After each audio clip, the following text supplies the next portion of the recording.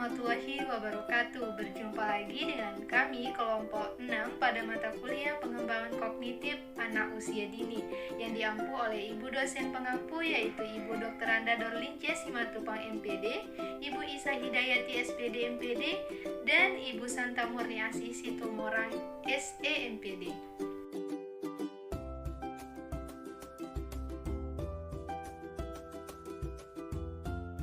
Nah, teman-teman, di video kali ini kami dari kelompok 6 akan menampilkan sebuah tayangan tentang bagaimana strategi dalam pengembangan kognitif anak usia dini pada kelompok usia 2-4 tahun.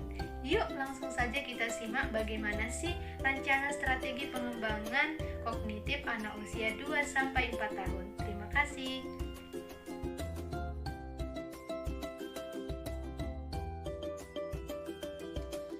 Nah, tujuan pembelajaran yang digunakan dalam strategi pembelajaran pengembangan kognitif pada anak di TPA, yang pertama ada hasil belajar.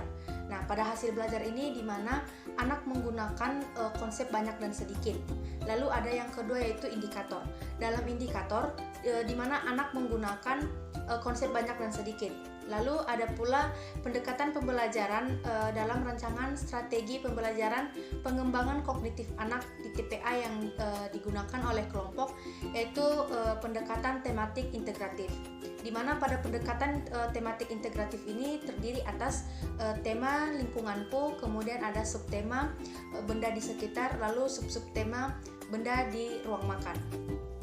Nah, model pembelajaran yang kami gunakan dalam rancangan tersebut adalah model pembelajaran kelompok.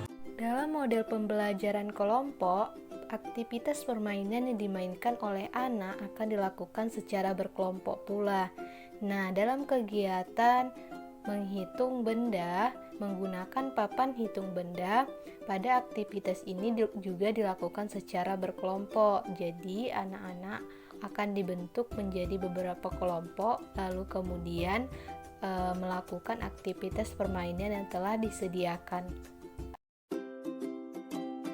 Baiklah, metode yang kami pakai dalam penggunaan RPPH untuk mengembangkan aspek kognitif pada anak usia 2-4 tahun, yaitu menggunakan metode bermain. Nah, di dalam kegiatan metode bermain tersebut, media yang dipakai yaitu dengan papan hitung.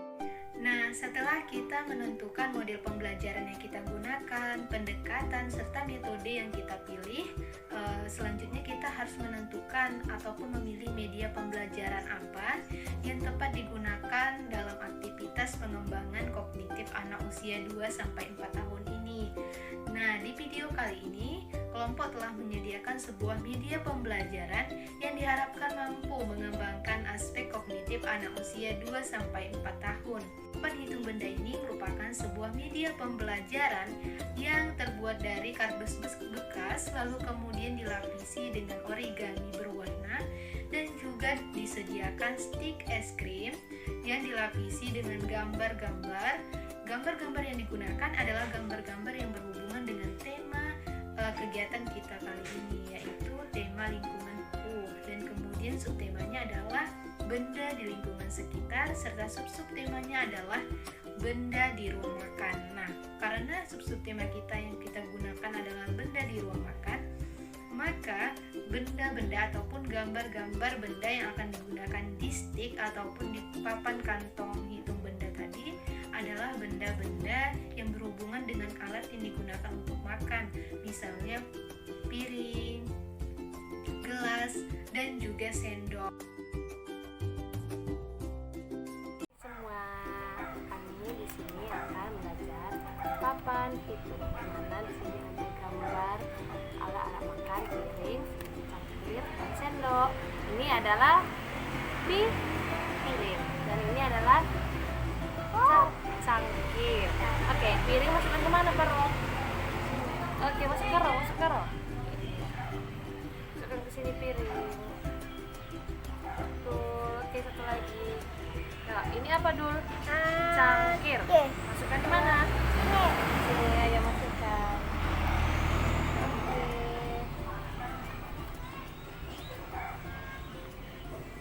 Baru satu lagi.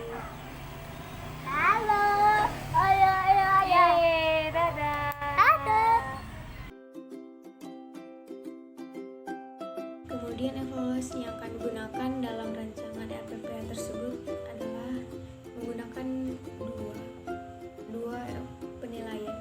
Nah, untuk format evaluasi observasi yang digunakan adalah di dalam format evaluasi observasi ini dibuat ada usia, nama guru, serta di kolom tabelnya disertakan nomor, hari atau tanggal kegiatan dilakukan, kemudian nama anak yang mengikuti kegiatan, serta indikator yang diamati yang berkaitan dengan kegiatan yang dilakukan. Lalu kemudian ada hasil pengamatan berkaitan dengan hasil yang diperoleh anak melalui aktivitas menggunakan media papan hitung benda.